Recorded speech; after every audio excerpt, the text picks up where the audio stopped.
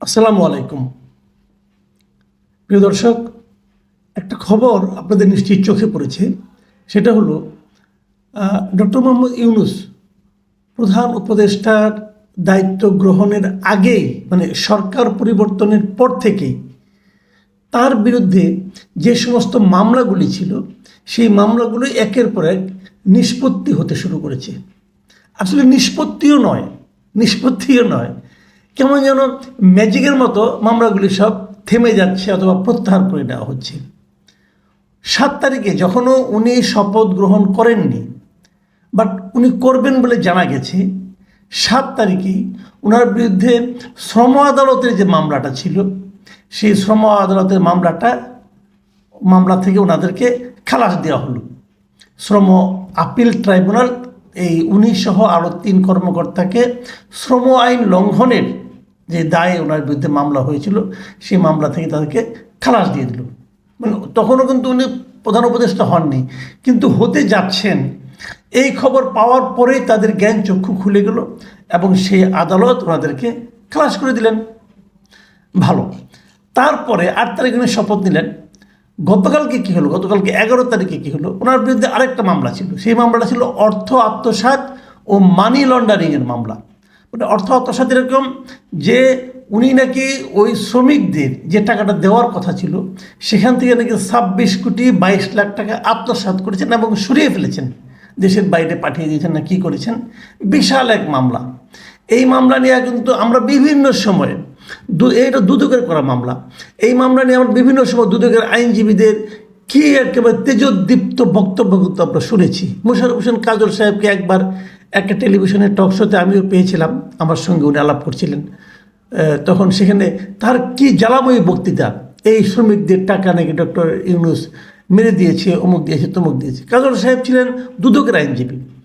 সেই মামলাটা দুদক গতকালকে প্রত্যাহার করে নিয়েছে।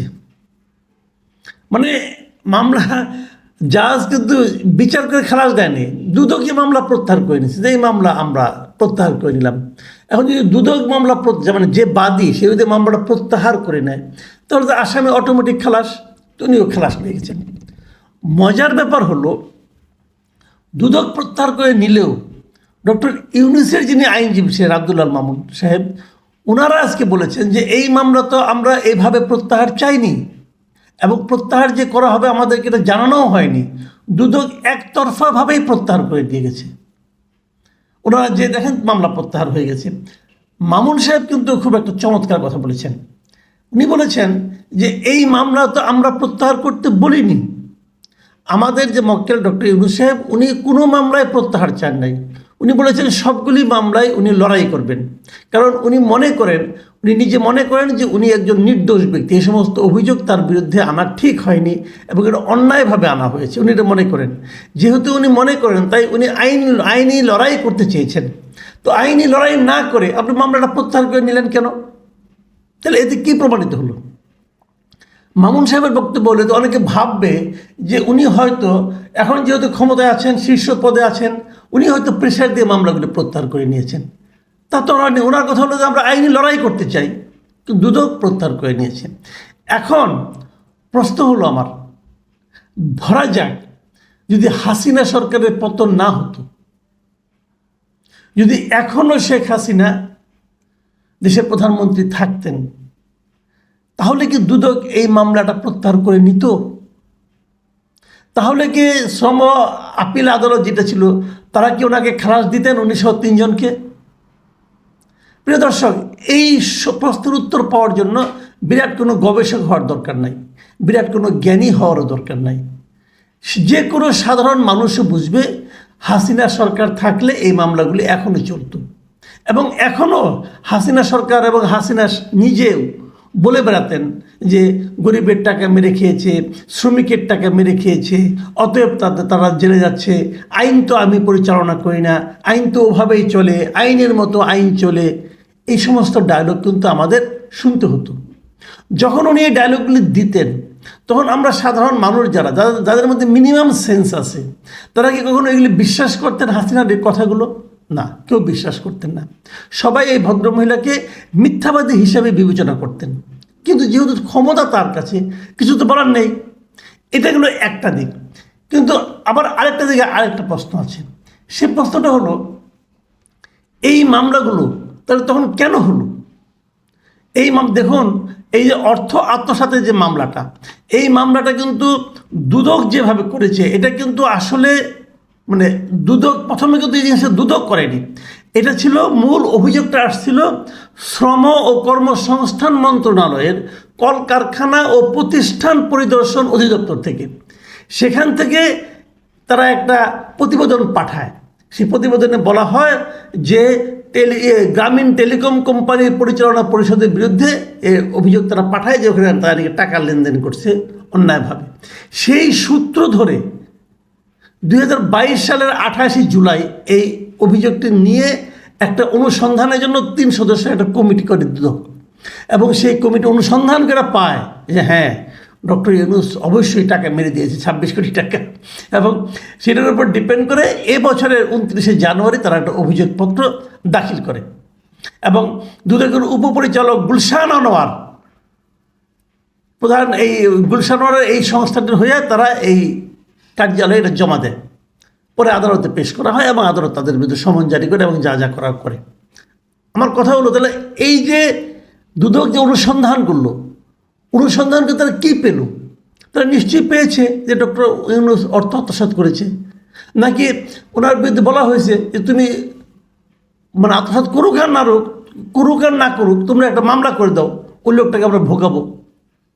তো দ্বিতীয়টাই সত্য। আসলে কেন সত্য? যে এই দুদকের সাবেক একজন মহাপরিচালক, দুদকের লিগ্যাল অ্যান্ড প্রসিকিউশন উইংয়ের সাবেক মহাপরিচালক মইদুল ইসলাম, উনি একটা মিডিয়াকে আজকে এটা নিয়ে বলেছেন, উনি বলেছেন যে এগুলো তো হুকুমের মামলা, জোর করে বানানো মামলা। দুদক তো মেরিট দেখে মামলা করেনি, অর্ডার পেয়ে মামলা করেছে।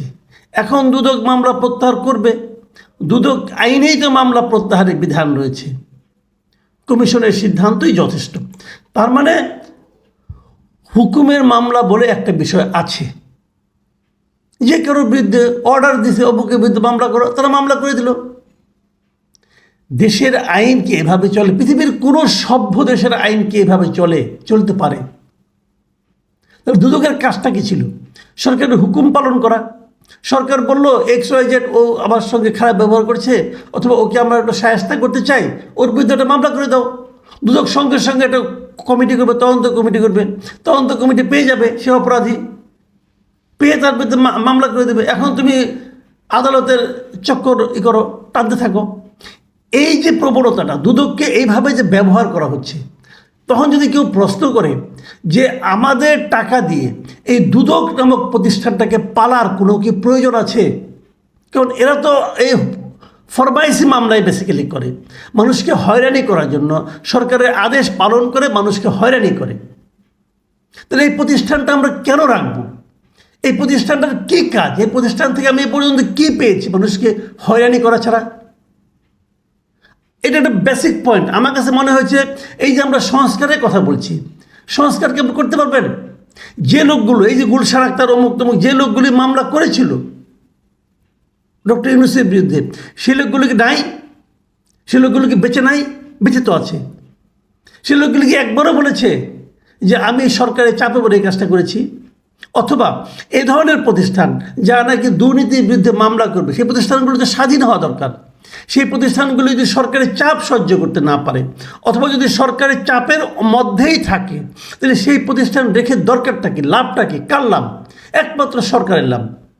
এবং একটা যদি স্বৈরাচারী সরকার থাকে, তাহলে তার স্বৈরাচারী সরকারকে আরও তার আয়ু দীর্ঘায়িত করার জন্য, স্বৈরাচারী প্রভাবকে আরও বাড়িয়ে দেওয়ার জন্য তারা এই প্রতিষ্ঠানগুলোকে ব্যবহার করে। তাহলে এই দুদকের থাকার প্রয়োজনটা কি? দুদকের এই লোকগুলিকে বেতন দিয়ে রাখার দরকারগুলি কি? কি দরকার আছে? এবং এই লোকগুলিকে এখন কেন আইনের আওতায় আনা হবে না? সে বলবে আমাকে অমুক বলেছে আমি করেছি না। এইটাই তো মূল লক্ষ্য হতে পারে না।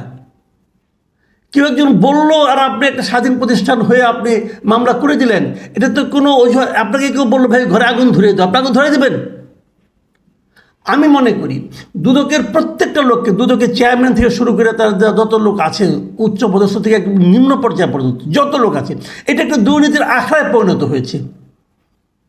এবং এদের প্রত্যেককে বিচারের আওতায় আনতে হবে, তাহলে যদি সংস্কার হয়। ওই আপনি উপরে উপরে সংস্কার করলেন, ওটা সংস্কার হবে না।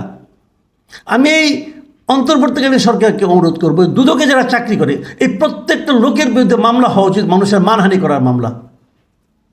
ডক্টর ইউনূস তারা মানহানি করেছে। আজকে সরকার পরিবর্তন না হতো, আজকেও কিন্তু ডক্টর ইউনূসকে এই অপরাধী হিসাবে সবাই বলে বেড়াতো।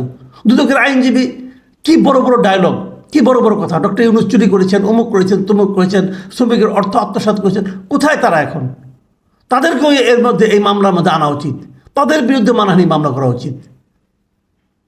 প্রিয় দর্শক, আমরা যখন সংস্কারের কথা বলি তখন আমরা মনে করি সংস্কারটা হতে হবে একদম ভেতর থেকে, বাইরে বাইরে সংস্কার কোনো সংস্কার নয়। এবং এই ভেতরের সংস্কারটা এই অন্তর্বর্তীকালীন সরকার কিভাবে করে সেটা কিন্তু আমরা